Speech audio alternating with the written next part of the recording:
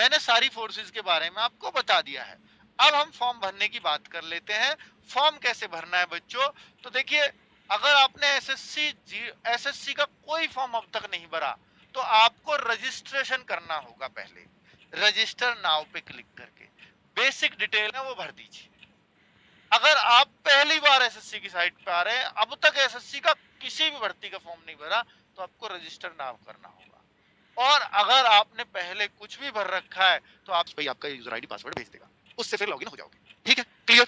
तो जब ये ऐसे ही आप लॉगिन करते हो अपना वो पासवर्ड और यूजर आईडी डाल के, तो ये एक फ्रंट पेज खुलेगा आपका इस तरह से। तो इस पे आपको क्लिक करना है कांस्टेबल जीडी। इस पे जैसे ही आप क्लिक करेंगे अप्लाई पर, अप्लाई क्योंकि आपका ये खुलेगा तो आप यहाँ पर अप्लाई पर क्लिक कर देंगे। अप्लाई पर क्लिक करते ही ये देखिए हर एक कॉलम की बात बता रहा हूँ, ये ऑलरेडी भरा हुआ आएगा। ऑलरेडी अगर कुछ चेंज करना होगा तो चेंज भी किया जा सकता है। ठीक है, ये ऑलरेडी भरा हुआ आएगा, लेकिन ये चेंज यहाँ नहीं कर सकते। जब आपके रजिस्टर वहीं पे करेक्शन का ऑप्शन आता है, अगर आपने पहले कभी कोई गलत डिटेल भर रखी है तो चेंज की जा सकती है। ठीक है, लेकिन अब यहाँ पर आकर के लॉगिन करने के बाद यहाँ पे नहीं भर सकते, कुछ चेंज नहीं कर सकते। ये पहले ही जो आपने फॉर्म में गलत तो भरा नहीं होगा, वही सब यहाँ पर दिख जाएगा आपको। आपकी एज भी वो खुद ही काउंट कर लेगा। तो लास्ट है, चलिए जेंडर मेल है, ओबीसी है, नेशनलिटी, ये सब कुछ खुद भरा हुआ है।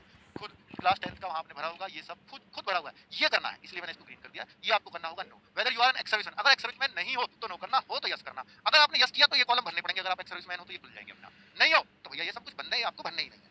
ये आपके लिए है ही नहीं, आप इनको कुछ कर ही नहीं सकते। अब आपको क्या करना है, वेदर सीकिंग एज रिलैक्सेशन, यानी आपको एज रिलैक्सेशन चाहिए। अगर आप जो एज रिलैक्सेशन अगर आप 23 ईयर से ज्यादा के हो तो आपको यस करना होगा, ओबीसी एससी एसटी में आते हो। और अगर आप जो है ज्यादा के हो तो, अगर आप नहीं हो, अगर आप नहीं ले रहे हो तो नो कर दीजिए। चाहे आप ओबीसी एससी एसटी में, लेकिन 23 से कम के हैं तो आप नो भर दीजिए, फिर आपको यहाँ कोड ही नहीं पूछेगा। लेकिन अगर आपने, क्योंकि ओबीसी तो हमारा पीछे भर चुका है, उसकी कोई टेंशन नहीं है, फिर तो जनरल में काउंट करने उसकी कोई दिक्कत नहीं है। तो आप यहाँ पर अगर यस भरते हैं, अगर आप 23 साल से प्लस के हैं और आपका फॉर्म एक्सेप्ट हो रहा है क्योंकि आप ओबीसी एससी एसटी में हैं, तो यहाँ पर फिर आपको वही कोड चुनना होगा। जैसे ये बच्चा ओबीसी का है, इसको क्लिक करेंगे तो ओबीसी 2 का होगा, एससी 3 का या ऐसे कुछ आ रहा होगा, वो सेलेक्ट कर दीजिए। Are you a national cadet corps, यानी एनसीसी के आप जो है सदस्य हैं? तो अगर यस हो तो, और नहीं हो तो नो कर दीजिए। जैसे आप क्लिक करोगे अपने आप आगे ढूंढोगे, अपने आप कोड आ जाएगा। ठीक है, ये कोड वर्ड को आपको टेंशन लेनी नहीं है।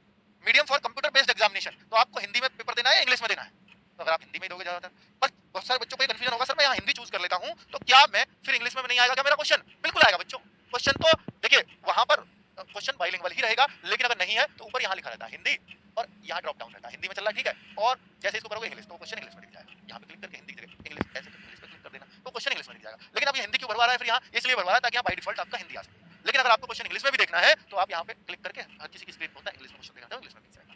ठीक है, वो पहले दोनों में दिखाई देता था, लेकिन शायद हिंदी वालों को दिखता है, इंग्लिश में वो करना पड़ता है क्योंकि इस क्वेश्चन स्क्रीन पर नहीं तो छोटा दिखता था, बच्चों की ये शिकायत थी, इस वजह से उन्होंने ऐसा किया। Verify medium for computer based exam, यानी फिर दोबारा लिख दो, वे हिंदी भरा है ना, पक्का है ना, पक्का हो ना, इसलिए वेरीफाई करवाता है। स्टेट ऑफ यूटी डोमिसाइल, आपका स्टेट कौन सा? उत्तर प्रदेश है, वेरीफाई कर दो, पक्का है ना, कभी वैसे डल गया हो आपसे गलती से, इसलिए वो पक्का करता है वेरीफाई करवा के। डिस्ट्रिक्ट ऑफ डोमिसाइल, अब आपका डोमिसाइल का जो डिस्ट्रिक्ट है, यानी देखिए हर किसी को यहाँ डोमिसाइल बनवाना ही पड़ेगा, मूल निवास प्रमाण पत्र बनवाना ही पड़ेगा, चाहे आप किसी भी स्टेट के हो, किसी भी जाति के हो।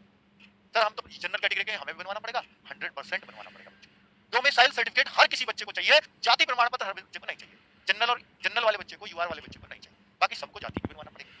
ठीक है, लेकिन डोमिसाइल सबको चाहिए। अब डोमिसाइल आप उत्तर प्रदेश के हो तो भैया स्टेट ऑफ डोमिसाइल वही डालोगे। अब आप डिस्ट्रिक्ट ऑफ डोमिसाइल, आपका डिस्ट्रिक्ट कौन सा है तो वो इससे पता लगा लेगा बॉर्डर में आ रहे हो आप या नहीं आ रहे हो। ठीक है, तो वो टेंशन भी आपको नहीं लेनी है, वो खुद देख लेगा, बस अपना डिस्ट्रिक्ट डालना है जिससे आपका डोमिसाइल बना हुआ है। अब देखिए पिछली बार इस कॉलम ने बहुत दिक्कत की थी, शायद 20वें पे था, 21वें पे था पिछली बार। Have you migrated from the